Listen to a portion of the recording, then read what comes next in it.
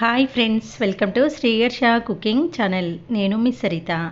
ఇవాల్టి మన రెసిపీ వచ్చి పాతకాలం నాటి మామిడికాయ ఉల్లిపాయ కర్రీ. అప్పటి కాలంలో మామిడికాయల సీజన్ వచ్చిందంటే సరి ఇలా ఉల్లిపాయ మామిడికాయ కర్రీ చేసేవారంట.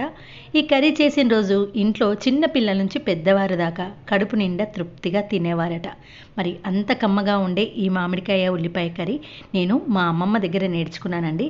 మరి మీకు కూడా టేస్ట్ చూపిస్తా పదండి. దీనికోసం ముందుగా స్టవ్ ఆన్ చేసి ఒక ప్యాన్ పెట్టేసుకొని 3 టేబుల్ స్పూన్ల ఆయిల్ వేసుకోండి. ఈ కర్రీలో కొంచెం ఆయిల్ ఎక్కువగా ఉంటేనే కమ్మగా ఉంటుంది. ఆయిల్ వేడెక్కిన తర్వాత 1/2 టీ స్పూన్ ఆవాలు, 1/2 టీ స్పూన్ జీలకర్ర, 1/2 టీ స్పూన్ మెంతులు వేయండి. మెంతులు వేయడం వల్ల ఈ కర్రీ చాలా బాగుంటుంది. ఇవి కొంచెం వేగిన తర్వాత మీడియం సైజు 2 ఉల్లిపాయలను ఇలా సన్నగా కట్ చేసి వేసుకోండి. ఉల్లిపాయ ముక్కలు సిమ్లో పెట్టుకొని ఒక 2 మినిట్స్ కలుపుతూ ఫ్రై చేయండి. ఉల్లిపాయ ముక్కలు కొంచెం మగ్గిన తర్వాత 5-6 పచ్చిమిర్చి చీలికలు, కరివేపాకు, పసుపు, అల్లం వెల్లుల్లి పేస్ట్ వేసుకొని ఒక 30 సెకండ్స్ పాటు ఫ్రై చేయండి. తర్వాత రుచికి సరిపడా ఉప్పు, కారం వేయండి. పచ్చిమిర్చి వేసాం కాబట్టి ఇక్కడ కారం నేను 1 టీ స్పూన్ మాత్రమే వేస్తున్నాను.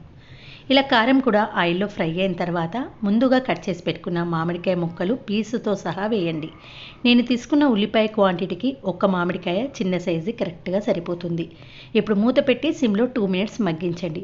చూడండి, ఆయిల్ అనేది ఇలా సపరేట్ అయ్యి ఆయిల్ పైకి తేరుకున్న తర్వాత మళ్ళీ ఒకసారి కర్రీని కలిపి మామిడికాయల ముక్కలు ఇలా సాఫ్ట్గా మెత్తగా ఉడికిన తర్వాతనే ఒక టీ గ్లాస్ నిండా వాటర్ వేసుకోండి. ఇక్కడ నేను మీడియం సైజు 2 ఉల్లిపాయలకు చిన్న మామిడికాయ సైజు తీసుకున్నాను. మీరు ఇదే మెజర్మెంట్తో తీసుకోండి. మరీ పుల్లగా ఉంటే కూడా కర్రీ తినలేము కాబట్టి ఉల్లిపాయలకు తగ్గట్టే మామిడికాయని తీసుకోవాలి.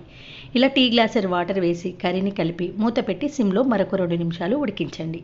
చూడండి, 2 మినిట్స్లో వాటర్ అనేది ఇలా కంప్లీట్గా అబ్జర్వ్ చేసుకొని కన్సిస్టెన్సీ అనేది ఇలా గ్రేవీలా కొంచెం చిక్కగా అవుతుంది. ఇప్పుడు చివర్లో కొంచెమంత కొత్తిమీర తరుగును, 1 టీ స్పూన్ వరకు ధనియాల పొడిని వేసి ఓసారి కర్రీని కలిపి స్టవ్ ఆఫ్ చేయండి. ఇందులో వేరే ఏ పొళ్ళు వేయకుండా జస్ట్ ఒక ధనియాల పొడి మాత్రమే వేసుకోవాలి. మనం వేసిన మెంతులతోనే ఈ కర్రీకి కమ్మదనం అనేది వస్తుంది. చూడండి, ఇలా కొంచెం చిక్కగా అయ్యే స్టేజ్లోనే స్టవ్ ఆఫ్ చేయండి. కంప్లీట్గా చల్లారిన తర్వాత గ్రేవీ మరి కాస్త చిక్కగా అవుతుంది కాబట్టి ఈ స్టేజ్లో ఉన్నప్పుడే స్టవ్ ఆఫ్ చేయాలి. చూడండి, మామిడికాయ ముక్కలు, ఉల్లిపాయ ముక్కలు చక్కగా మగ్గి ఇలా మెత్తగా సాఫ్ట్గా అవుతుంది. ఇప్పుడు స్టవ్ ఆఫ్ చేసి పూర్తిగా చల్లారిన తర్వాత వేడివేడి అన్నంలోకి వేసుకొని టేస్ట్ చేయండి. చాలా చాలా బాగుంటుంది. ఒక్కసారి మామిడికాయల సీజన్ అయిపోకముందే ఈ రెసిపీని ట్రై చేయండి. మా ఇంట్లో అయితే ఈ మామిడికాయల సీజన్ వచ్చిందంటే వీక్లీ ట్వైస్ అయినా ఈ కర్రీ ఉండాల్సిందేనండి. మా ఇంట్లో ప్రతి ఒక్కరికి ఫేవరెట్ కర్రీ. మరి మీరు కూడా ట్రై చేసి ఎలా వచ్చిందో మీ ఫీడ్బ్యాక్ను తప్పకుండా షేర్ చేయండి. ఓకే ఫ్రెండ్స్, మరొక మంచి వీడియోతో మళ్ళీ కలుద్దాం. థ్యాంక్స్.